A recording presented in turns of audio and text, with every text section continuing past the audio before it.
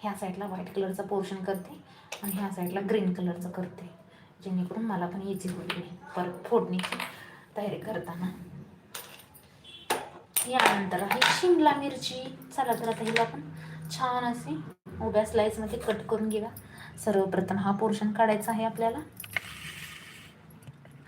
आता तुम्हाला I hope की स्टँड चांगला दिसत असेल आणि साईडला जे पडलंय ते इग्नोर करा, कारण की मी आता जस्टच कोबी चिरलेला आहे. चला तर आता ह्याचा आपल्याला तेंडका काढून घ्यायचा आहे. तेंडका बघा मी किती असं काढलाय, वेस्ट घालवायचं नाही, साईडनं साधी असं कट करायचं.